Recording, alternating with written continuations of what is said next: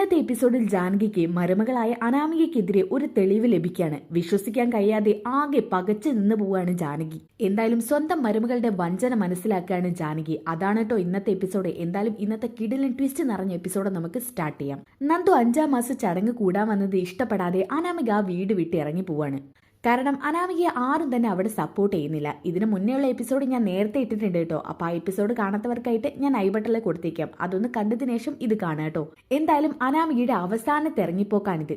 ഇതോടുകൂടി അനാമിക തന്നെ കെട്ടുപടുത്ത ജീവിതം തകർന്നടിയാൻ പോവാണ്. എന്തായാലും എല്ലാവരോടുള്ള ദേഷ്യത്തിന് അനാമിക പെട്ടിയും കിടക്കെ എടുത്ത് പോവാൻ നിൽക്കാണ്. സ്ഥിരമുള്ള കാഴ്ച തന്നെ കേട്ടോ. ആ സമയം ജാനകിക്ക് ആകെ വിഷമാകുന്നുണ്ട്. ജാനകി കുറെ പറയുന്നുണ്ട് അനാമികയോട്. അനിയുടെ അമ്മ പറയുന്നുണ്ട്, മോളെ അമ്മയല്ലേ പറയുന്നത്, അമ്മ എത്രയും പെട്ടെന്ന് ഒരു പരിഹാരമാർഗം കണ്ടുതരാം, പോവല്ലേ മോളെ. അമ്മ ഇനി എന്ത് പറഞ്ഞാലും ഞാനിവിടെ നിൽക്കില്ല. ഞാനിവിടെ നിൽക്കും തോറും എന്റെ ജീവിതം കൂടുതൽ വഷളായിക്കൊണ്ടിരിക്കുക. ആ നന്ദു എന്ന് പറയുന്നവളോട് മിണ്ടാ പോലും ചെല്ലരുതെന്ന് ഞാൻ അനിയോട് എത്ര പ്രാവശ്യം പറഞ്ഞിട്ടുണ്ട്. അവൾ ഇങ്ങോട്ട് വന്നാലും അനി അങ്ങോട്ട് പോകേണ്ട ആവശ്യമുണ്ടോ? ആ സമയം ആദർശ നയനെ അങ്ങോട്ട് വരുന്നുണ്ട് കേട്ടോ. അപ്പൊ നയന പറയുന്നുണ്ട്, അനാമിയെ നന്ദു വന്നത് ഇഷ്ടപ്പെടാനിട്ടാണെങ്കിൽ നന്ദുവിനെ ഞങ്ങൾ പറഞ്ഞയച്ചേക്കാം. ഓരോന്നും പറഞ്ഞ് വീട് വിട്ട് ഇറങ്ങി പോകുന്നത് അത്ര നല്ലതിനല്ല. നിങ്ങൾ മിണ്ടണ്ട. നിങ്ങൾ എന്നെ പഠിപ്പിക്കാനും വരണ്ട. സ്വന്തം അനിയത്തിയെ നേർവഴിക്ക് നടത്താതെ മറ്റൊരുത്തിയുടെ ഭർത്താവിനെ സ്വന്തമാക്കാൻ പഠിപ്പിക്കുന്ന ആളാ നിങ്ങൾ. അത്രയും താരം താന്നി ഒരുത്തിയോട് എനിക്ക് സംസാരിക്കണമെന്നില്ല. അപ്പൊ ജാനകി പറയുന്നുണ്ട്, എടി നീ എന്റെ മോളെ ഇനി പഠിപ്പിക്കാൻ വരണ്ട. നീ ആദ്യം നിന്റെ മൊട്ടച്ചി അനിയത്തിയില്ലേ, അവൾ ആദ്യം പോയി പറഞ്ഞ് മനസ്സിലാക്ക്. അപ്പൊ ആദർശ് പറയുന്നുണ്ട്, നയനെ നീ അല്ലാണ്ട് ഇവളെ ഉപദേശിക്കാൻ പോവോ? അതെ, ഇവിടെ പ്രശ്നം ഉണ്ടാക്കുന്നത് നീയാണ്. അങ്ങനെ ചെറിയ ചെറിയ പ്രശ്നങ്ങൾ ഉണ്ടാക്കി വീട് വിട്ട് ഇറങ്ങിപ്പോയാൽ നിനക്ക് തന്നെ പിന്നീട് നഷ്ടം സംഭവിക്കുന്നത്. അത് ഓർത്താൻ നിനക്ക് കൊള്ളാം. എനിക്കൊരു ചുക്കുമില്ല. എനിക്ക് എന്റെ വീട്ടിൽ പോകുന്നതാ സമാധാനം. വീട്ടിൽ പോയാലേ നല്ല അന്തസ്സായിട്ട് എന്റെ അച്ഛനും അമ്മേനെ നോക്കും. എനിക്ക് ഒരു കുറവും വരുത്തില്ല. എന്തായാലും മറ്റൊരുത്തിയെ മനസ്സിലിട്ട് കൊണ്ട് നടക്കുന്നവന്റെ കൂടെ എനിക്കിനി ജീവിക്കേണ്ട. ആ സമയം നയനെ ഇങ്ങനെ ഓരോന്ന് പറയാൻ ചെല്ലുമ്പോൾ ആദർശ് പറയുന്നുണ്ട്, നയനെ നീ മിണ്ടാതിരിക്കുക. ഇതൊക്കെ അവളുടെ താല്പര്യമല്ലേ, അവളെ നീ തിരികെ വിളിക്കണ്ട. ആദർശേട്ടാ, നിങ്ങൾ എന്തൊക്കെയാ പറയുന്നത്? അനിയുടെ ജീവിതം താറുമാറായി പോകുന്നത്. അവൾ പോകുന്നെങ്കിൽ പോകട്ടെ. അനിക്ക് ഒരു സ്വസ്ഥതയും സമാധാനം അവൾ കൊടുക്കില്ലെന്ന് വെച്ചാൽ പിന്നെ എന്ത് ചെയ്യാനാ? എനിക്ക് അവന്റെ സമാധാനവും സുരക്ഷയാണ് ഏറ്റവും പ്രാധാന്യം. അതിനവൾ പോയേ മതിയോവെങ്കിൽ അവൾ പൊയ്ക്കോട്ടെ, അതാ നല്ലത്. ഇത് കേട്ടപ്പോ ജാനകി പറയുന്നുണ്ട്, എടാ എന്റെ അനാമിക മോൾ ഇപ്പൊ പോയി കഴിഞ്ഞാ പിന്നെ നിങ്ങളൊക്കെ എന്നെ കാണത്ത് പോലും ഇല്ല. നോക്കിക്കോ, നീയൊക്കെ ഇവൾമാരുടെ കൂടും കൂടി എത്രത്തോളം താളം തുള്ളുന്ന് എനിക്കൊന്ന് കാണണം. ഇത് പറഞ്ഞ് ജാനകി ദേഷ്യം പിടിച്ച് അവിടുന്ന് പോകുന്നത് കേട്ടോ.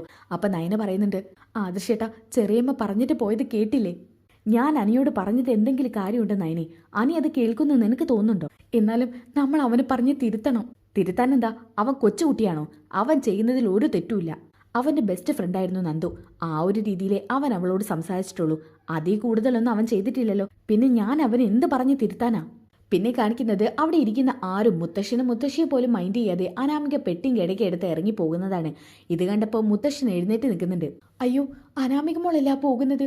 മോൾ എങ്ങോട്ടാ പോകുന്നത്? ഇത് കേട്ടപ്പോ ജലജ പറയുന്നുണ്ട്, വേറെ അങ്ങോട്ടാ, അവൾ അവളുടെ വീട്ടിലോട്ട് പോവാ. വീട്ടിലോട്ടോ?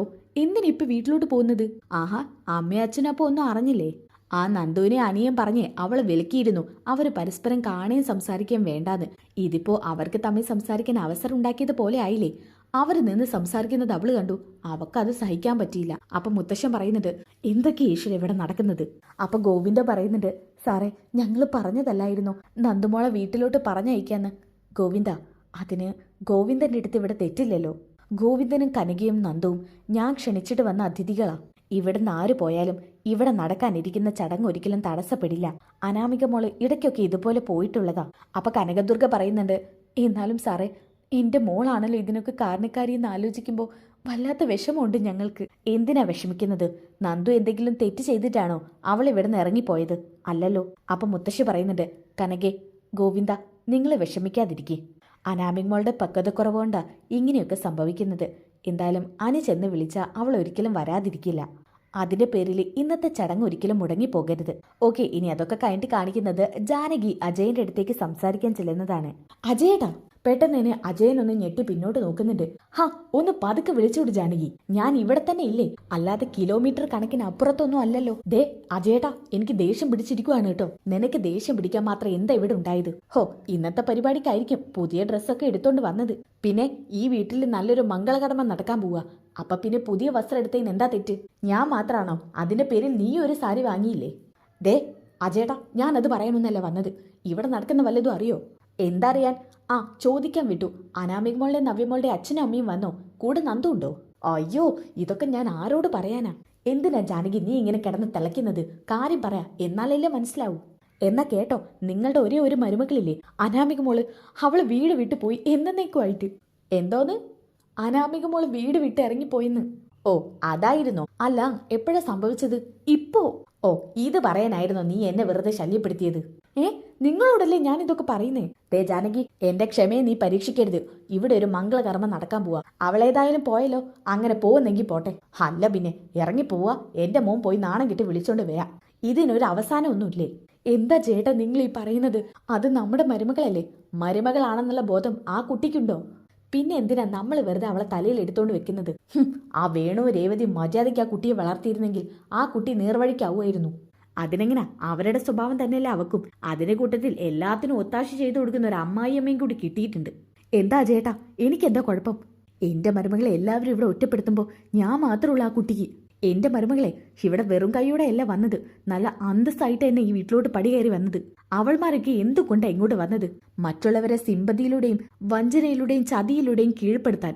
അച്ഛനും അമ്മയും തന്ത്രപൂർവ്വം എല്ലാത്തിനും ഇങ്ങോട്ട് കയറ്റിവിടാനുള്ള ഉദ്ദേശ. അതാവുമ്പോ പിന്നെ കയ്യിൽ നിന്ന് 5 പൈസ ചെലവില്ലല്ലോ. നാണം കിട്ട വർഗ്ഗങ്ങള്. ഇത് കേട്ടപ്പോ അജയനാകെ ദേഷ്യം വരാൻ കേട്ടോ. നിർത്തടി, മതി. ഇനി ഒരു അക്ഷരം നയനമോളുടെ അച്ഛനും അമ്മയെ കുറിച്ച് പറഞ്ഞു കഴിഞ്ഞാ നിന്റെ കരണത്തിട്ട് ഞാനൊന്ന് തരും. ഓഹോ, അപ്പൊ അവർക്ക് വേണ്ടി നിങ്ങൾ എന്നെ തല്ലുവല്ലേ? ഇന്ന് വരെ എന്നെ ഒരു വാക്കുകൊണ്ട് പോലും നോവിക്കാത്ത ആളാ നിങ്ങള്. അവർക്ക് വേണ്ടി എന്നെ കൊല്ലാൻ ഇപ്പൊ നിങ്ങൾ മടിക്കില്ല അല്ലേ? ദേ ജാനകി, നിർത്തിക്കോ, നിനക്കതാ നല്ലത്. നിർത്തിയില്ല. എല്ലാം തികഞ്ഞു വന്ന നമ്മുടെ മരുമകളെ നിങ്ങൾ അകറ്റി നിർത്തിയിട്ട് അവൾമാരെ സ്നേഹിക്കല്ലേ മനഃപൂർവ്വം? അതെ, അങ്ങനെ തന്നെയാണ്. ഞാനൊരു കാര്യം ചോദിക്കട്ടെ, നിന്നെ ഞാൻ എങ്ങനെയാ കിട്ടിയത്? നീ പിടിപ്പത് സ്വർണ്ണമായിട്ടാണ് ഇങ്ങോട്ട് കയറി വന്നത്. അതിരിക്കട്ടെ, നിന്റെ അച്ഛനും അമ്മയും എന്ത് തന്നിട്ടാ നിന്നെ അനന്തപുരിയിലേക്ക് കൈപിടിച്ച് കയറ്റിയത്?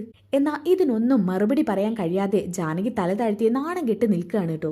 ഞാൻ നിന്നോട് ചോദിച്ച കേട്ടില്ലേ, എന്ത് കൊണ്ടിട്ടാ നീ ഇങ്ങോട്ട് കയറി വന്നതെന്ന്? എന്നാ ഗോവിന്ദനെ കൊണ്ടും കനകയെ കൊണ്ടും കഴിയുന്നതെല്ലാം അവരുടെ മക്കൾക്ക് കൊടുത്തു തന്നെയാ അവരിങ്ങോട്ട് പറഞ്ഞയച്ചത്. അല്ലാണ്ട് അവർ വെറും കൈയോടെ പറഞ്ഞയച്ചിട്ടില്ല. നീ ഈ വീട്ടിലോട്ട് കയറി വരുമ്പോ ഞാൻ കെട്ടിയ മഞ്ഞച്ചരട് മാത്രമായിരുന്നു നിന്റെ കഴുത്തില്. പിന്നീട് ഇവിടെ വന്നതിന് ശേഷം എന്റെ അമ്മയല്ലേ നിനക്ക് സ്വർണ്ണമൊക്കെ തന്നത്. ഇപ്പൊ നിന്റെ ബാങ്ക് ബാലൻസ് ഒക്കെ ഒരുപാട് കൂട്ടിയിട്ടുണ്ടെങ്കിൽ അതിനൊക്കെ കാരണം ഈ അനന്തപുരിക്കാരാ, അല്ലാണ്ട് ഒന്നും നിന്റെ വീട്ടിൽ നിന്ന് കൊണ്ടുവന്നിട്ടില്ല. പിന്നെ നിന്റെ മരുമകളുടെ കാര്യം നീ പറഞ്ഞല്ലോ, അവളെ നീ ഒന്ന് സൂക്ഷിക്കുന്നത് നല്ലതാ. എന്നാ നിനക്കെതിരെ അവൾ തിരിഞ്ഞു കൊത്തുവാന്ന് പറയാൻ പറ്റില്ല. ഞാൻ പറഞ്ഞിരിക്കുക, അവൾ ഒരു വിഷവിത്താണെന്നുള്ളത്. അവളെക്കുറിച്ച് അന്വേഷിക്കാൻ ഇരിക്കുന്നതേ ഉള്ളൂ. എനിക്ക് അവളുടെ അച്ഛനും അമ്മയും കാര്യത്തിലൊക്കെ നല്ല സംശയമുണ്ട്. അന്ന് ഏട്ടത്തി കൊടുത്ത സ്വർണം എവിടെ പോയെന്ന് പോലും ഇല്ല. അത് പോലീസ് അന്വേഷിച്ചിരുന്നെങ്കിൽ ആരാന്ന് കണ്ടെത്തിയേനെ. എനിക്ക് ഉറപ്പുണ്ട് അത് നിന്റെ മരുമകൾ അച്ഛനും അമ്മയ്ക്ക് കൈമാറിയതാണെന്ന്. അത് കേട്ടപ്പോൾ ജാനകി ചോദിക്കുന്നുണ്ട്, അജയേട്ടൻ എന്താ അങ്ങനെ പറഞ്ഞത്? ആരെയും സംശയിക്കാതെ അജയേട്ടൻ ഒന്നും പറയാറില്ലല്ലോ. ആ, ഞാൻ 1-2 ആളുകളോട് ആ വേണുവിനെ കുറിച്ച് തിരക്കി. അയാളത്ര നല്ലവനൊന്നും അല്ലെന്നാ എനിക്കറിയാൻ പറ്റിയത്.